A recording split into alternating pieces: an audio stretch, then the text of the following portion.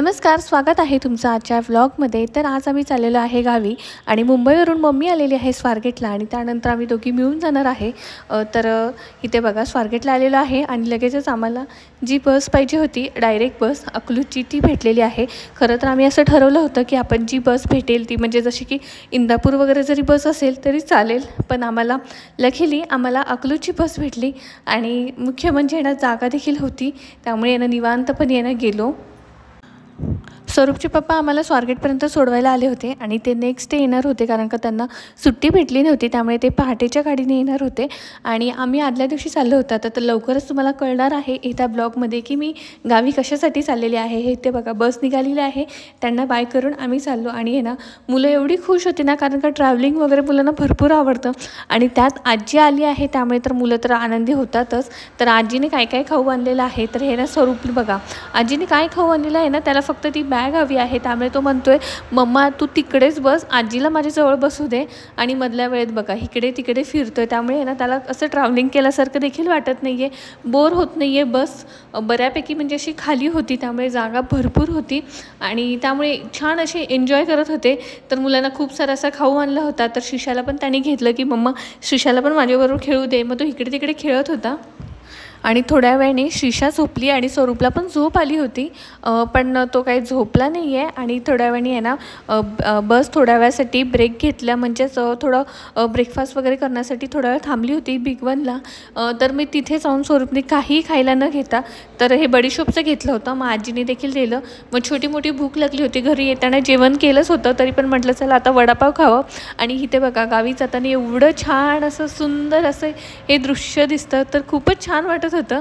भिगवण नंतर अशी ही नदी लागत होती आणि त्यामुळे खूप छान वाटत होतं आणि श्रीशा पण खूप एन्जॉय करत होती। आणि त्यानंतर आम्ही पोचलो अकलूजला, मामा आलेच होते, त्यामुळे बघा श्रीशा लगेचच बाबांकडे गेली।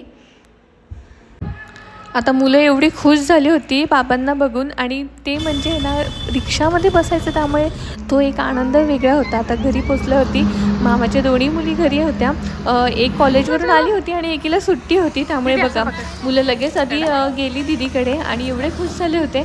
आणि बघा एवढ्या दिवसांनी म्हणजे ना जवळजवळ 5-6 महिन्यांनी गेलो होतो आणि श्रीशा गेल्या आधी आजोबा माझे आजोबा म्हणजे तिचे पंजोबाकडे गेली होती आणि बऱ्याच दिवसांनी भाऊंकडे गेली होती ना, लगेच पटकन जाऊन बसली।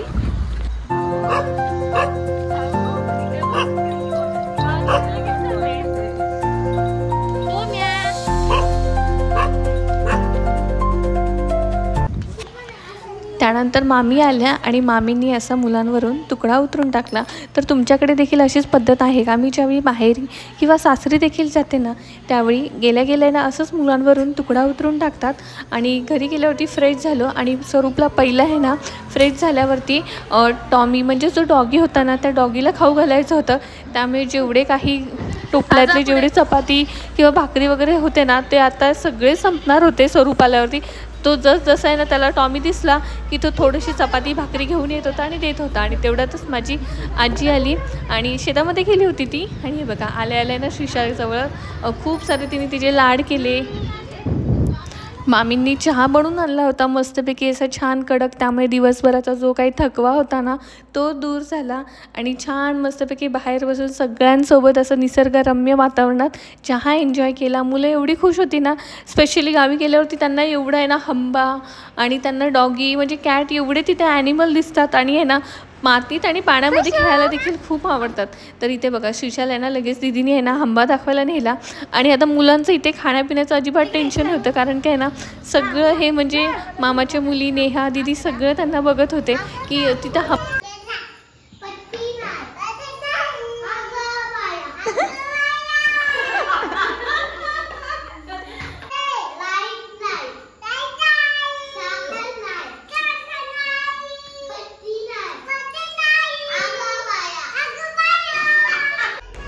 तर आम्ही गेल्यापासून आहे ना म्हणजे दिवसभरापासूनच आज लाईट नव्हती आणि लाईट आली होती रात्री 8-8:30 वाजता, त्यामुळे एवढे सगळे मुलं खुश झाले होते ना। बराच वेळ आम्ही असेच गेम खेळत होतो आणि इथे मम्मीने तिला थोडंसं आहे ना चारलं, दूध वगैरे पाजलं होतं तिला आणि खाऊ देखील चारलं होता। त्यानंतर लाईट आल्यानंतर मी मुलांना फ्रेश केलं आणि छान एन्जॉय करत होते आणि आता आम्ही वाट बघत होतो ती म्हणजे राहुल मामाची। आता राहुल मामानी आलाय असं समजतंच आहे ना, स्वरूप लपायला केलं की मामा मला येऊन शोधणार म्हणून।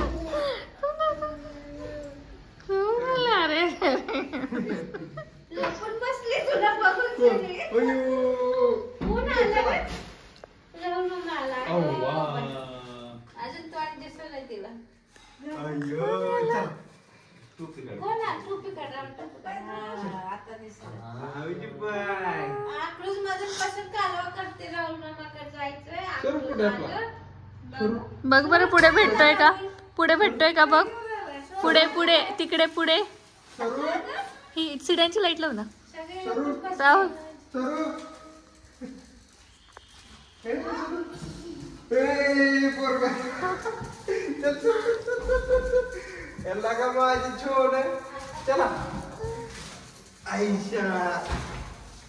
अरे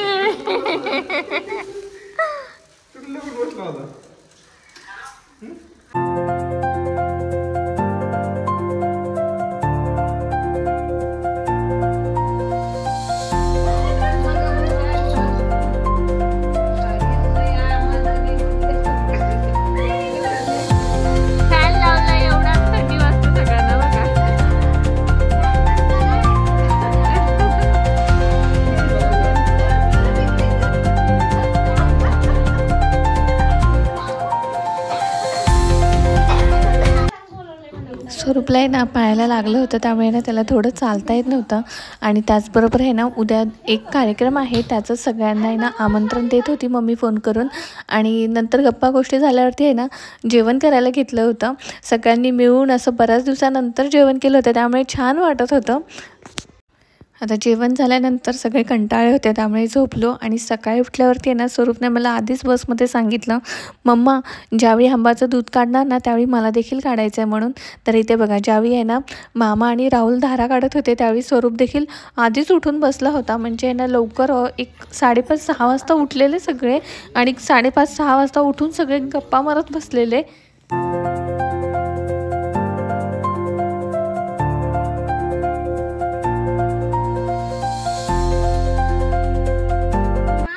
सकाळी उठल्या उठल्या एवढं फ्रेश वाटत होतं ना, एकदम असं फ्रेश वातावरण होतं. आणि त्यात गावाकडचे आणि मुलांना असं बघायला भेटलं ना ॲनिमल वगैरे बघून ते खूप छान खुश होतात. तर इथे बघा धारा काढून झाला होता. आणि आता नवीनच म्हणजे एक छोटंसं म्हशीचं बाळ होतं, त्याला दूध पिता येत नव्हतं. त्यामुळे बघा जसं गावी आहे ना लहान मुलांची आपण काळजी घेतो ना, त्याचप्रमाणे ना त्याला लहान मुलांचं जसं बॉटलमध्ये दूध टाकून मामी देत होत्या. म्हणजे किती म्हणजे गावी प्राण्यांची वगैरे काळजी घेतात. हे बघा लहान मुलाची बॉटल आणली, लहान मुलाचीच लागते का. हा का.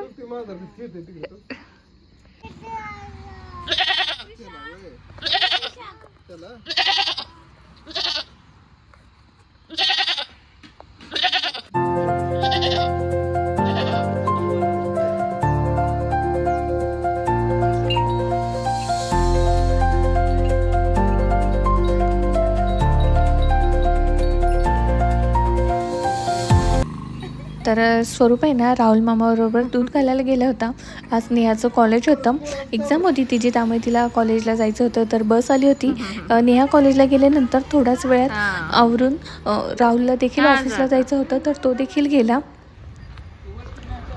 आणि इथे ना भाऊंनी माझ्या आजोबांनी स्वरूपला एक आयडिया दिली होती, तुला ऊस खायचा आहे ना, आता बैलगाड्या येतील त्यांना थांबवायचं आणि सांगायचं माझ्यासाठी एक ऊस टाका. मग स्वरूपने ना जसं भाऊने सांगितलं तसं त्यांना फॉलो करत होता.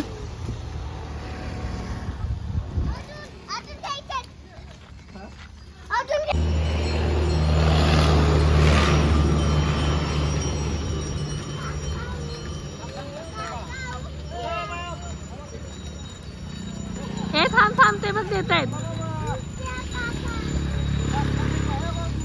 थांब मी घेते स्वरूप.